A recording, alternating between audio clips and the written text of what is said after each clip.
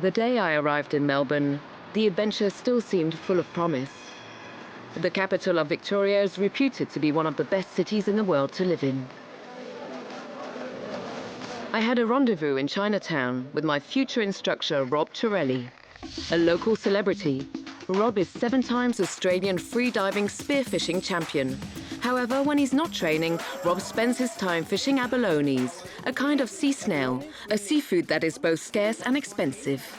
So they'll be around $150? $150 for that one. The dish of the thing, it really is. Oh, so nicely presented. A little bit like a squid, a little bit like a scallop. It really is unique, yes.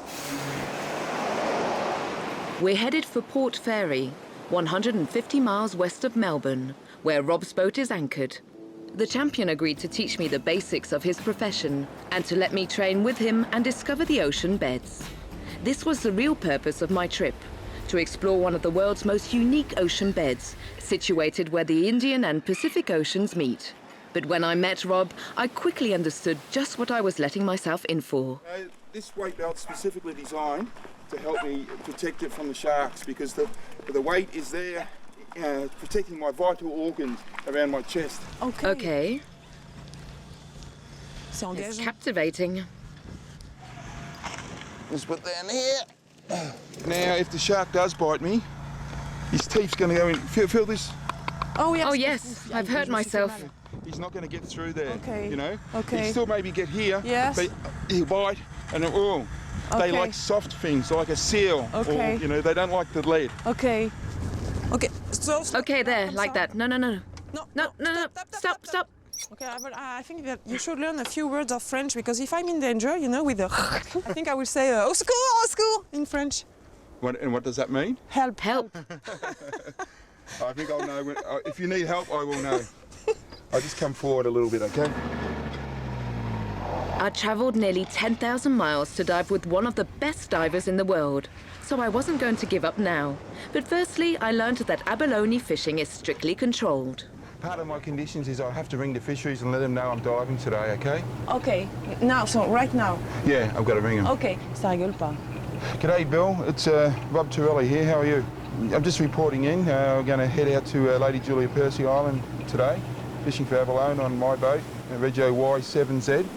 Thank you. Bye. Lady Julia Percy Island is a protected island, as it has the largest colony of sea lions in Australia.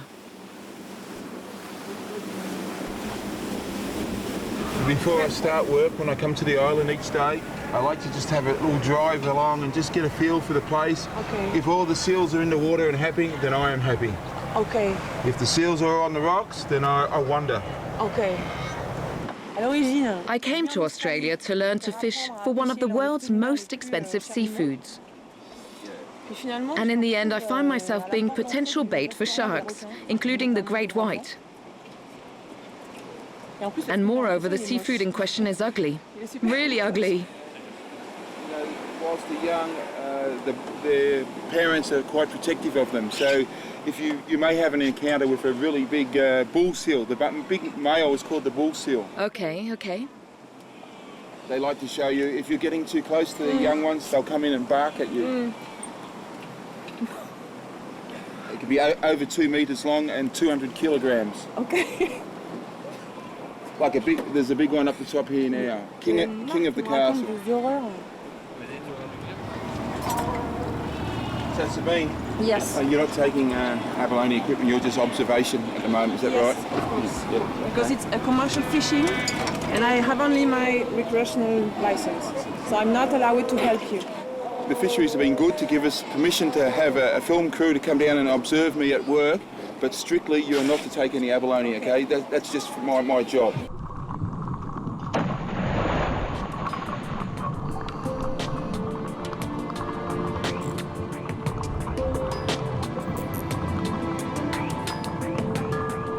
First impression, first shock. Beneath the surface, the view is as beautiful as terrifying.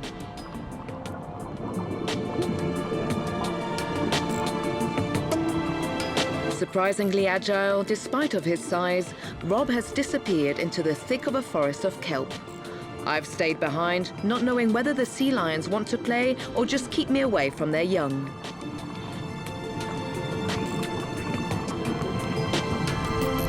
And as ignorance fuels fear, I was afraid.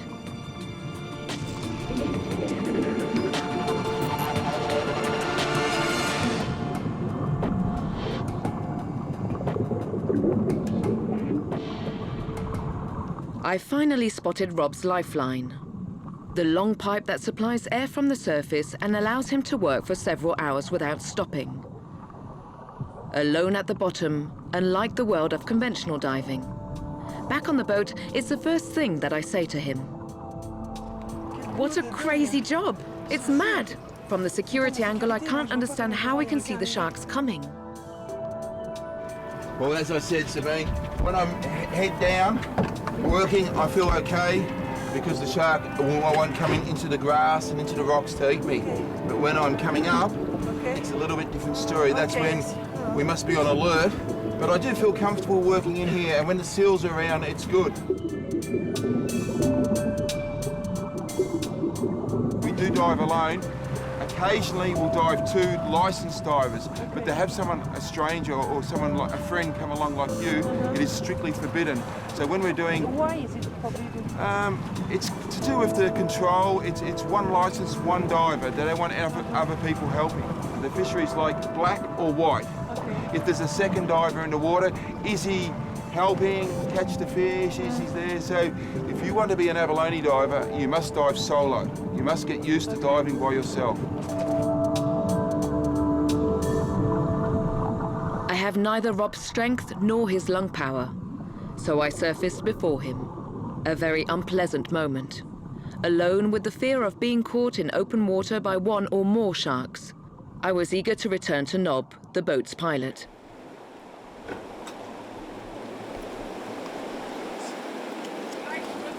Rob's a good diver, he's the best. Why the best? He doesn't seem to care about too much, like sharks and that don't worry him, so he just, yeah, he's I don't know, he's pretty easy going. Sharks don't bother him. So you're confident with him? Yeah. He's got to be confident with me too, though, because I'm up here and he's down there. So, yeah, he's got to trust me to look after him, because he's down there all day, you see, so, yeah.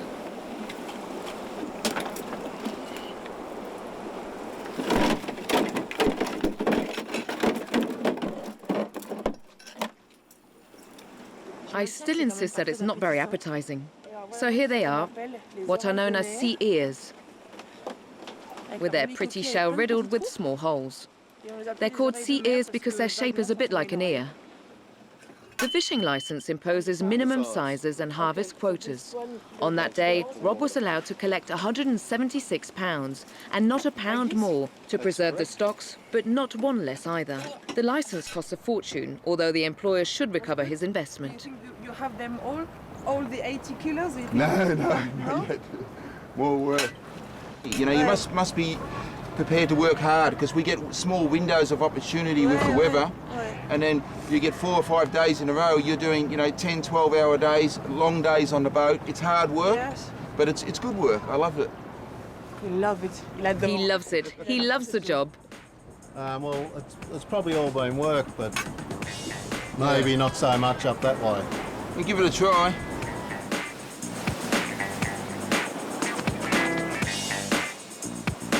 From a little boy, I was always interested in abalone, I was interested in diving, and the only job I've ever had from when I left school was an underwater fisherman.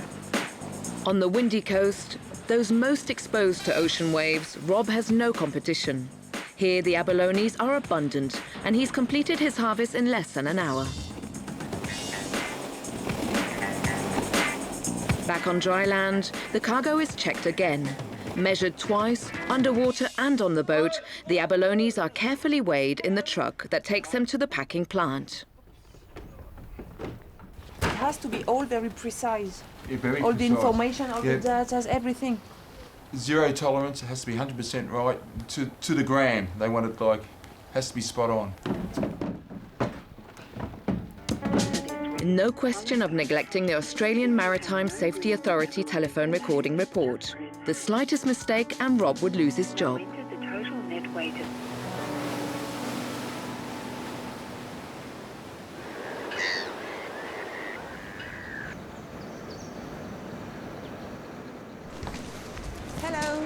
would like to buy a fishing license for abalones, please. Yes, sure. How much is yours? Well, I don't own it, but my boss owns the licence, and it's valued, before it was valued at over $5 million for one licence, but now the quota has gone down. It's cheaper. It's over about $1 million now. Oh, $1 million. Let's go. So today the planning has changed. I'm going fishing with my own license, with my recreational license. So I'm not allowed to board a commercial vessel, hence the change in the boat to a non-commercial boat. Go, give it a go. Yes. Your turn now, Sabine. Yeah.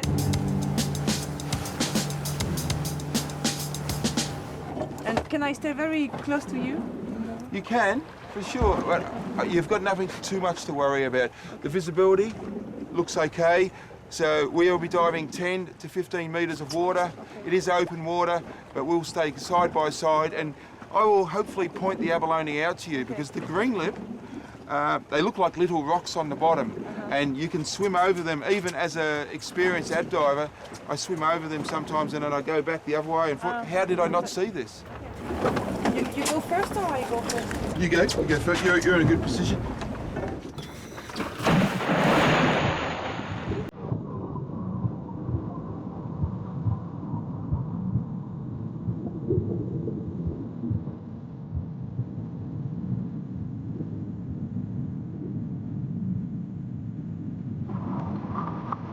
Focusing on the security, terrorized by unseen sharks, until now I hadn't realized the difficulty of the task. The abalone doesn't simply hide well, it's also tough. You have to surprise it. If it detects any aggression, the mollusk clings to the rock with his muscular foot. The work must be fast and accurate. You shouldn't harm it either, because the abalone is hemophiliac.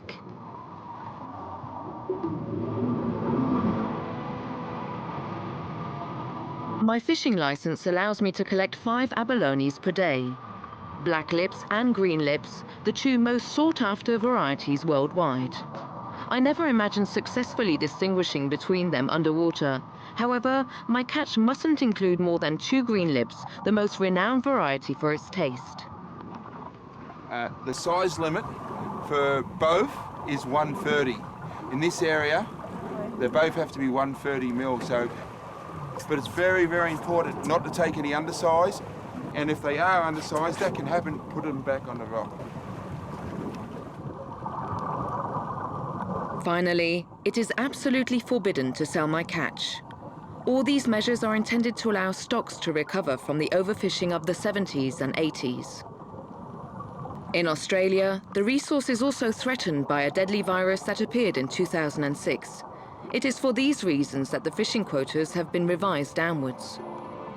It took me 50 minutes to catch 5 certified abalones, a catch of roughly 9 pounds, far from the dozens of pounds that Rob collects on every dive.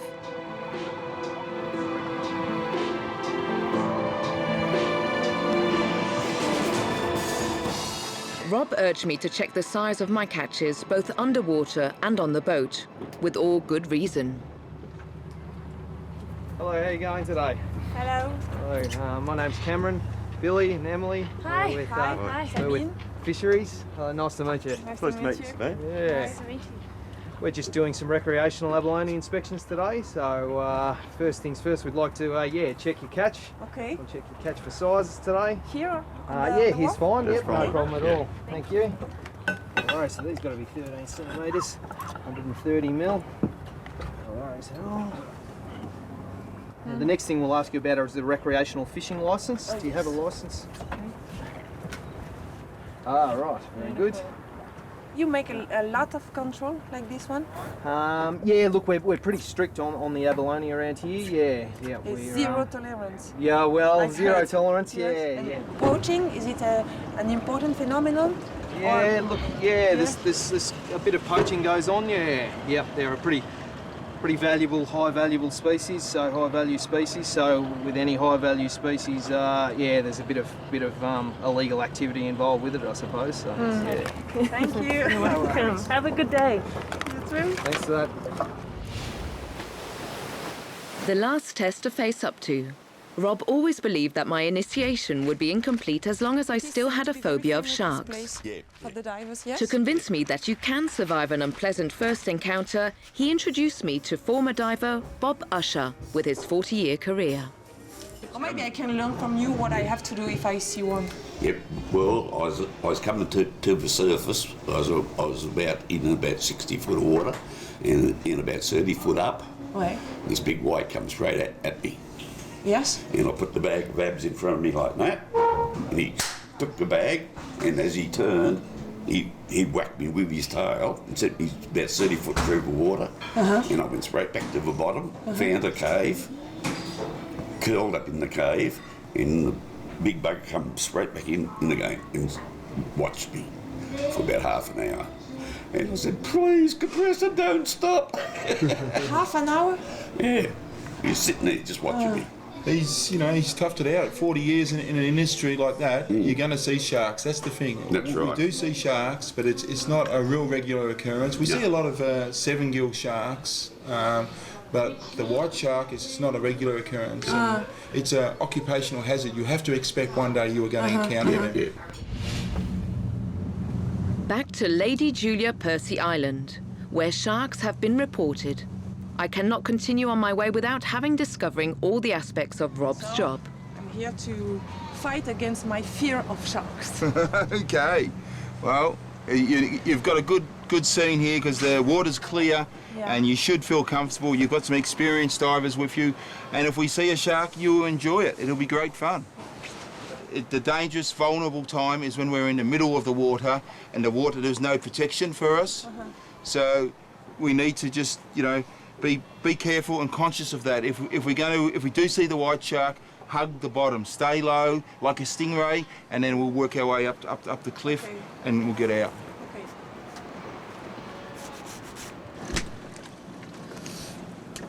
There's that little knot in my stomach, which is coming back again.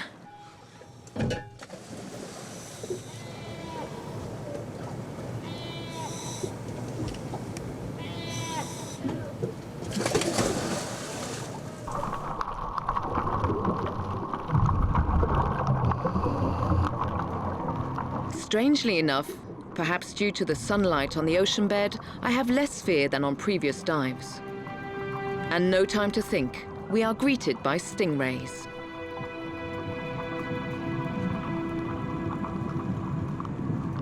Impressive. They belong to the shark family. Rob advised me to stay wary of their scorpion-like sting at the end of their tails. But in fact, their behavior reassures me. They have absolutely no interest in us.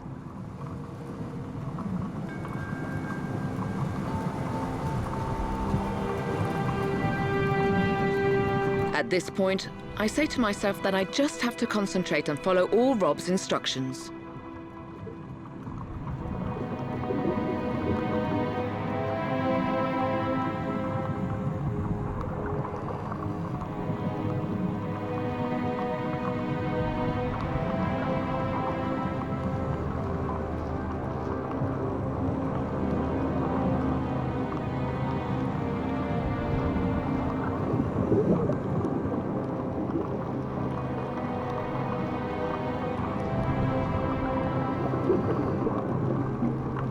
The 7-gill shark, they will be very curious, Sabine. They will come in close to you and check you out. They don't have hands, so they feel with the nose. So when he does come in, he might come in and want to nudge you, hit you a little bit. But this is not a threatening sort of behaviour. This is just them checking you out. So you can expect them to come in close. What I realized only afterwards was the apprehension Rob felt at the idea of having to ensure my safety. When there's more than one shark around, that's when there's the danger. Now, in this particular instance, there were 3 or 4 sharks in close proximity, and they were like competing, coming in. And at that stage, I didn't like what was going on. I just give it a bit of a poke, said, out of here, we need a bit of space here. And that was the potential danger for Sabine. It was never going to eat her, but it might have bitten her, or if she had her elbow out or something, it might have come and given her a bite.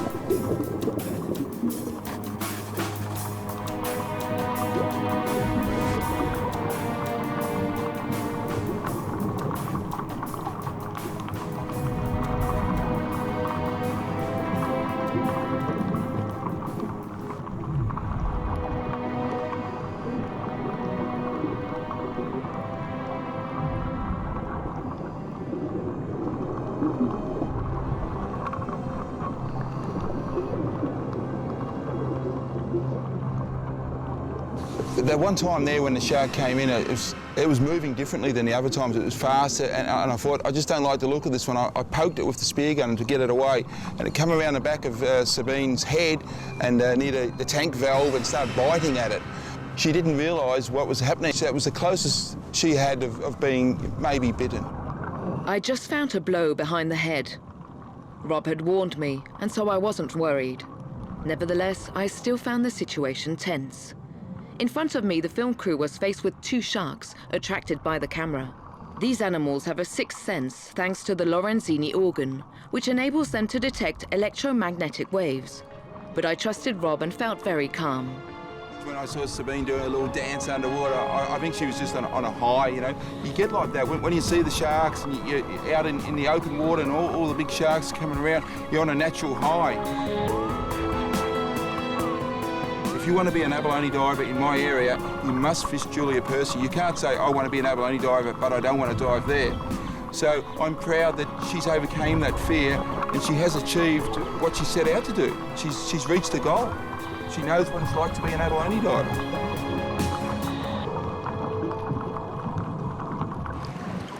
Wow, that's great. Thank you. Yes, you were right. You were right, I had fun. Five sharks. 5? Yes, 5. At least 5 all around us. Yeah? Yes. Well, Sabine, you passed the test. I think you could be an abalone diver. If you can dive with sharks around you like that, Yes. you could be an abalone diver. When you learn the animal's behaviour, you know that the ray's just there, he's not going to flick you with the tail, you know the seal's just there playing, you know the shark's just coming in to check you out. Once they've checked you out the first time, they know who you are, and then you go back to work. And then you go back to work. So this is your office? It's the best office in the world for sure. Yes. It's the sea is my life, and I enjoy every day on the water. You know, a day on the water is better than a day on land, or, you know, it's all I know and it's what I love. However, the danger is real. 2 days after leaving Rob, the abalone fisherman Peter Clarkson was killed by 2 white sharks in Coffin Bay, 200 kilometers west of Port Fairy.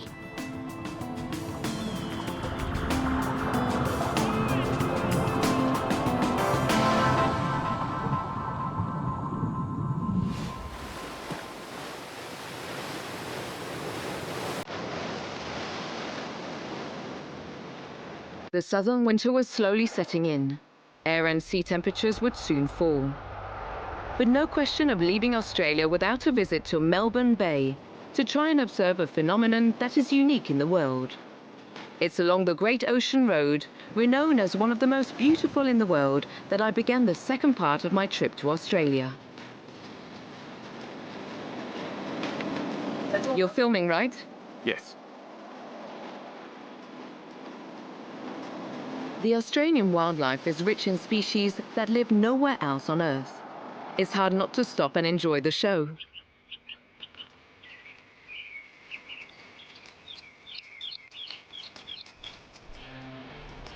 However, I had to hurry to catch the ferry to reach the Mornington Peninsula. It's there, opposite Melbourne, that massive gatherings of giant sea spiders have been reported this season. Apparently, thousands of them leave the depths of the ocean to take refuge in the bay, sheltered from the sea swell. I want to see them and understand why they come here, but I will need a serious helping hand.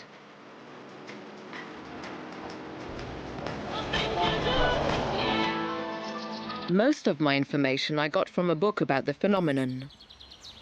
I started on the trail of its author, and soon I discovered that he works at the Melbourne Aquarium.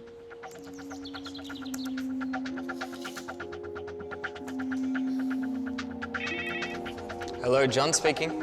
Hi, my name is Sabine. I'm here. There is little information about gatherings of giant sea spiders, a behavior that was observed for the first time in 2005, and there are few scientists that are interested in it. John Gaskell is one of them. Young marine biologist, he is an excellent diver.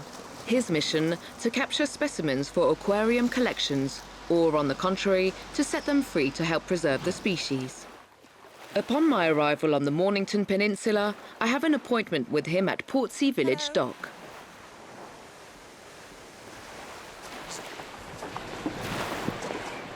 John? Ouh, qu'est-ce que c'est lui? John Gaskell? Sabine! Hi. Well, I'd say it's a perfect day for it. Yes? So I think, we've got the good chance. Yes. Very good chance. But actually, I do worry because it's very, very huge bay. It is a huge bay, Yes. so we're going to have to do a bit of looking, I think. Yes. We should be right. I think Okay. we'll be able to find something.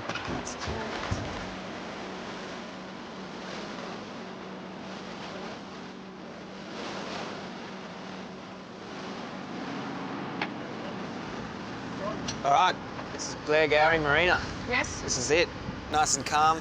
It's one of the best places to go diving around the year because it's protected from nearly all wind. Yes. So this is one of the hot spots for diving.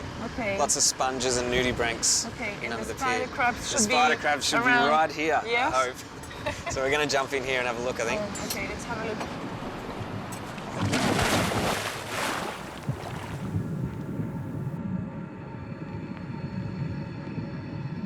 The least you can say is that visibility is not very good. However, we must look for clues on the sandy bottom that thousands of sea spiders may have left in their wake. The smallest living organism is any excuse to break the monotony of the scenery.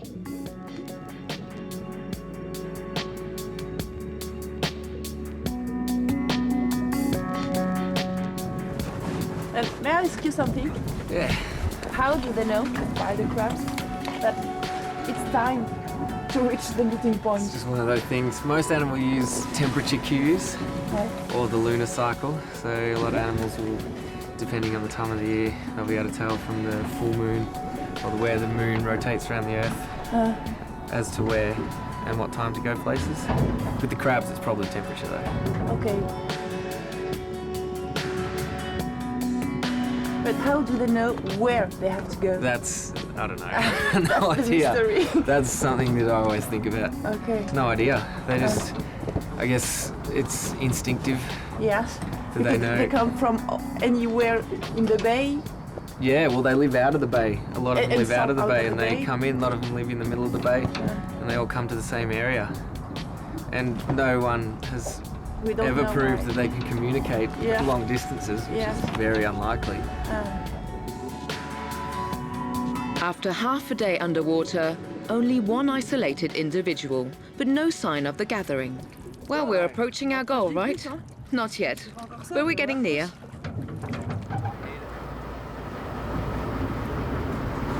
If I had seen something else other than sand, I forgot that I was cold. But now I haven't forgotten.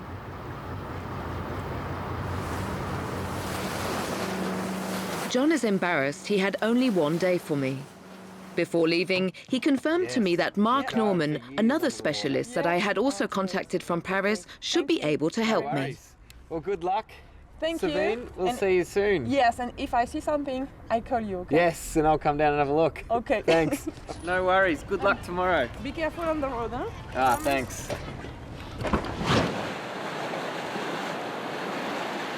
I found myself left to my own devices for 48 hours. The time for you are Mark right. Norman to come back from Sorry for abroad. this. We're lucky. No time to lose. With Tom, my boat pilot, who knows the area well, I decided to mark out part of the bay thanks to fresh information I dug up on the internet. Saying they had seen spider crabs between Blair Gowrie and Rye. Yes, that's correct, yes. So, how many kilometers? Oh, about 20. Allez. 20 miles to explore? No problem. Let's go. Okay.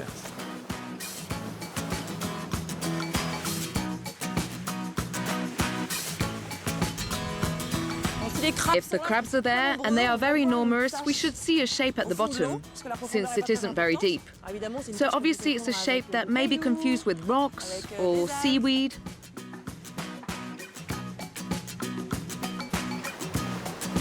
At this rate, we're not winning. I think we go to plan B. All right, plan B. Slow? Fast? Well, give me a signal if you want to go faster or slower. Okay. Okay. And what's the signal for help? Yep.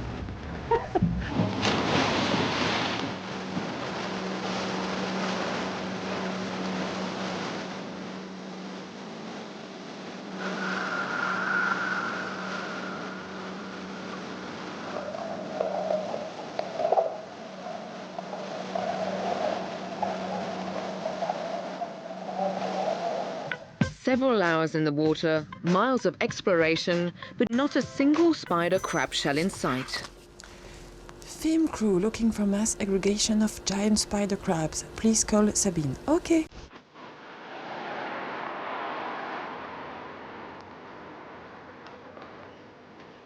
Still hanging around, waiting for Mark Norman's return, I decided to use every possible strategy so as not to miss the event and end up empty-handed.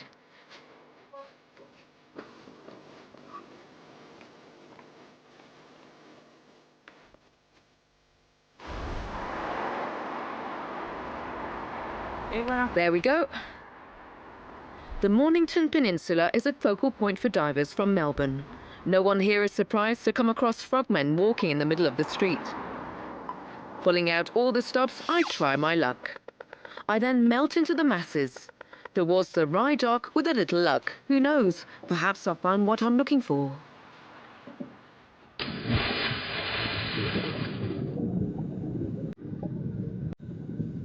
The wooden pillars that support the pontoons function as artificial reefs. They allow organisms to fix a hold and provide food and shelter for many species. Located on the border between the Indian and Pacific Oceans, the waters of the Melbourne Bay host 90% of the native species. Among them, the emblem of Victoria State, the weedy sea dragon.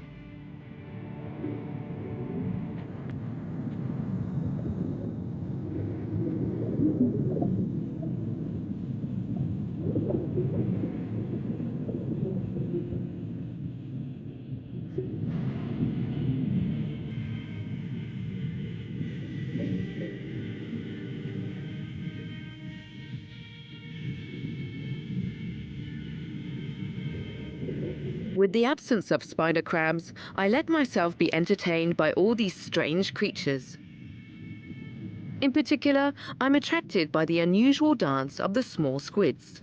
They contribute largely to the bay's reputation and are experts in camouflage.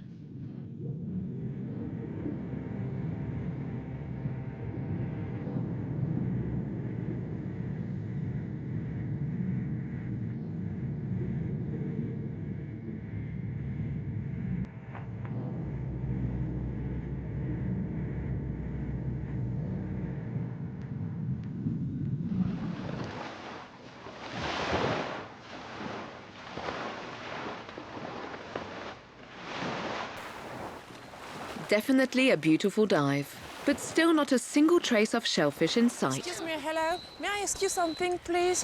Have you heard of giant spider crabs? Crabs? You want to see some crabs? Yes, I would like to see them. To see? You know the Not spider here. crabs, the giant one? No, here, not this time.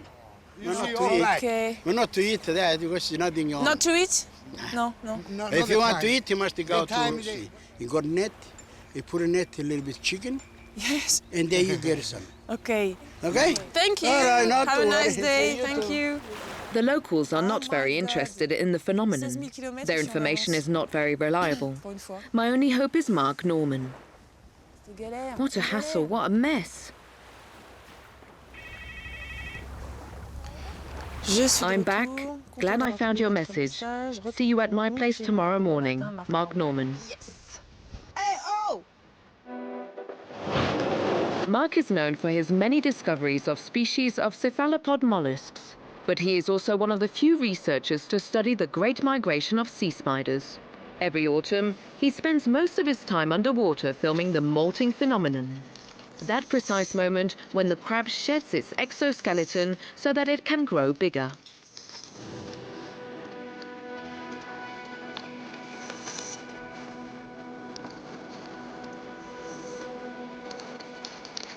The scientist would do anything to see the phenomenon again. When he learned that I had reserved Tom's boat for him, he immediately agreed to accompany me on board for the trip. Hello. Hello, Sabine. Nice to meet you. Nice to meet you too. Come on in. Here we go again, but this time we are fully equipped. John Con, good to see you. I'm going to say hello to Sabine. Hi, Sabine. How are you? How are you? In French. So we're going that way? Yeah, we go out around the corner and get towards the Black Area Beach. Okay. So actually we don't know a lot about them. No, it's very new discovery, and I think this is quite common in the sea. When they see animals on land, everybody can watch them all the time, but under the sea it's a hidden world. We saw really good ones in 2005, and that got us very excited because we were doing lots of diving work at night looking for octopus, and when we went out and discovered these crabs, we've looked for them ever since, and they're always turning up in May or June. And even this year we're discovering that they're probably here earlier, like March or April, but they're out there in deeper water and they're getting together in these large numbers before they come up into the shallows. So every year you get another piece in the puzzle.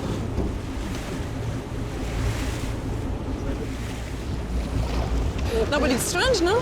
There are hundreds, maybe thousands of spider crabs somewhere underwater and we can't find them. We will. We will. Yes. Nothing can dampen Tom's optimism. And yet we are back in an area that we've continually searched. However, we may have passed within a few meters of the gathering without actually seeing it.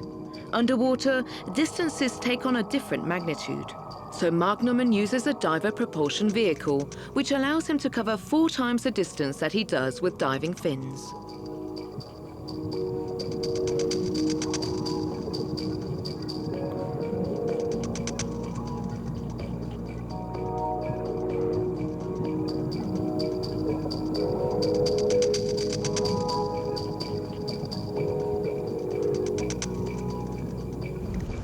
Verdict?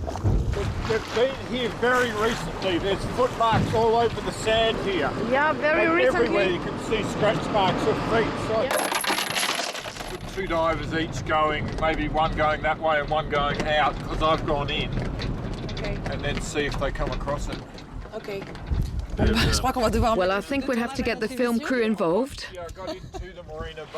This is Jean-Christophe, our lighting engineer, and faithful assistant to Renee, our underwater cameraman. They aren't very far away. Well, yes. Over there? There they are. Or there? No, over there. It's the best anti-fog in the world.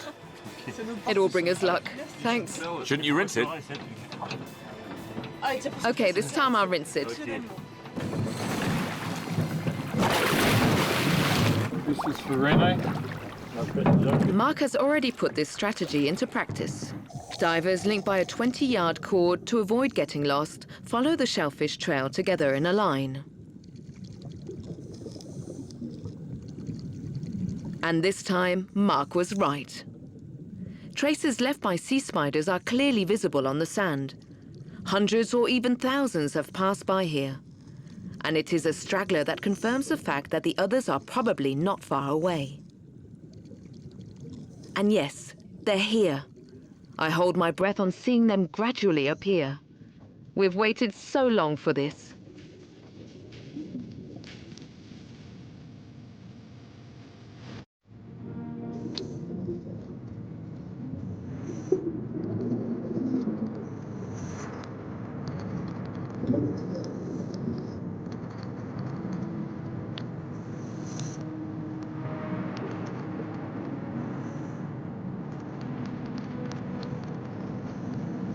Oh, it's just fantastic to be able to watch it in front of your own eyes because in most other crabs it's done hidden under the sand or hidden in rock caves and keeping away from view, whereas this is a very public mass molting.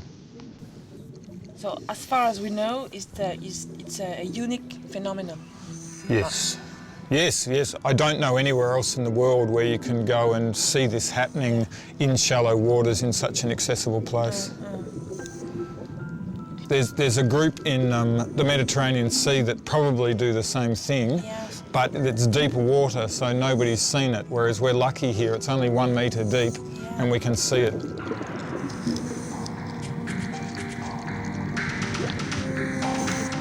All the crabs come together in one place, and at first we thought it was for breeding, but it's not. It's so they can molt and be safe when they're soft. When there's so many of them, they can't all be eaten by stingrays or sharks or seals or dolphins. So they're coming together to molt, to lose their skeleton. and then once they've molted, they'll all move away again.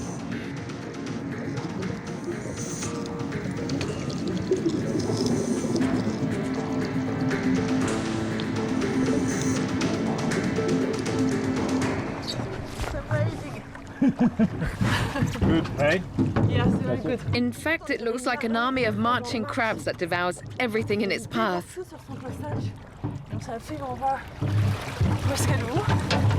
And they eat everything they can find. I know, they were eating everything. Everything. They were picking up a shell and then trying to scrape anything out of it. I stopped one and I turned it over and it had this big shell, but there was nothing in the shell, but it was still trying to scrape anything off it. Yeah, they were everywhere. At one point I heard... I thought it was the crabs, but in fact it was Sabina's teeth chattering. Well, it was worth it, did you see? We'll leave that till we come back tonight, and then we'll go and find them again. Fantastic.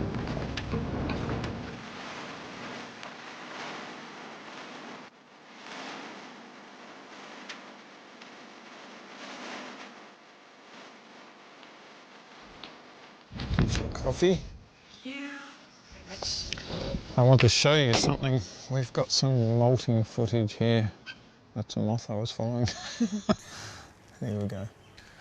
So this is a time lapse of a molting crab, and it just shows how long the process takes. So this is sped up by a photo being taken every sort of 30 seconds, but they become stationary and then the top of the skeleton comes off like a hat and they start coming out underneath. And they have no strength, all their muscles are very weak. The new skeleton is very soft, and so they cannot even hold their own body weight, so they pull out very, very slowly and then gradually pull their soft legs out and then pump themselves up with water. So they're pumping themselves up to be bigger than before. But I can see here that the new crab is much bigger than the skeleton. Yeah, so it's surprising. Sometimes the animal might be this size and then the one coming out is like 50, 60% bigger again. So, and how do they know it's time? And we think that once they're all together in a group, they all start stimulating the eye tips so that they'll all molt at the same time. And sometimes it can... It's not a signal to the others. No, because we've seen it in the pitch black when it's nighttime and dark. We come across them and they're all doing it. So there's something about stimulation of their own molting, and then it'll all happen in like 1 or 2 days. So you'll go from a huge area of live animals, 2 days later, there's not one live animal, it's all empty molts, and they're all gone, they've all left.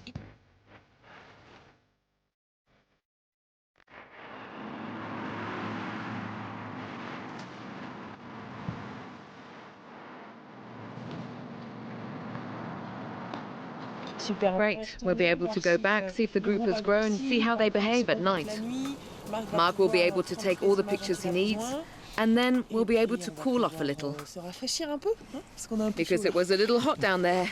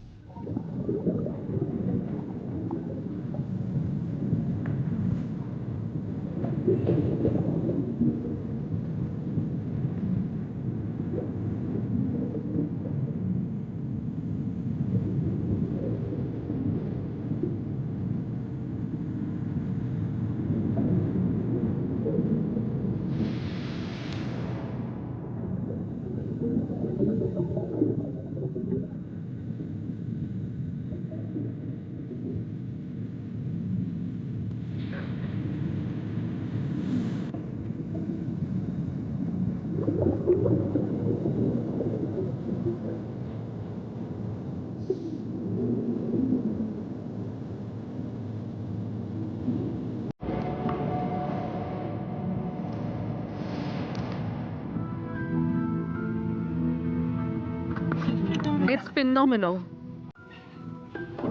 There are hundreds. They don't behave like they do during the day. Just now, they were walking. They walked like an army there. They ate and ate.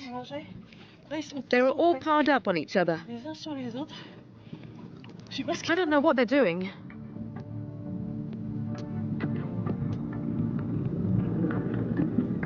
Oh, it's amazing. And when you lie on the sand and let them walk over you, it's like this wave, living wave, and you can hear all the clicking as their legs kind of walk all over you. It's fantastic. Well, one group we estimated there was about 10 to 20,000 in that one group. So, and that was about the size of a soccer field or a football field. So it was a large area.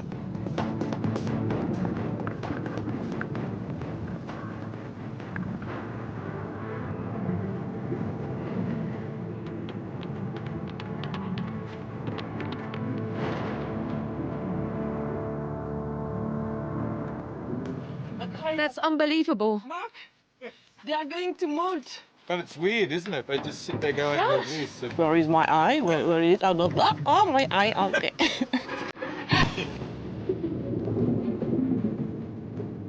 That night, the moon was not shining so as to cause a general outbreak of molting. But we must acknowledge that science is not yet so accurate on the subject. This unique phenomenon will keep its share of mystery for a long time to come.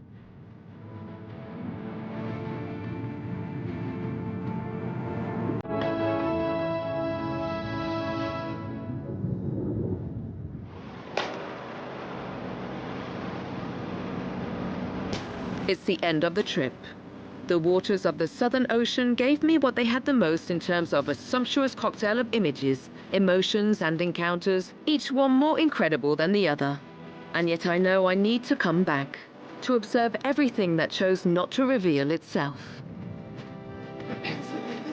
Well, they touched you, went, oh, Keep you cool.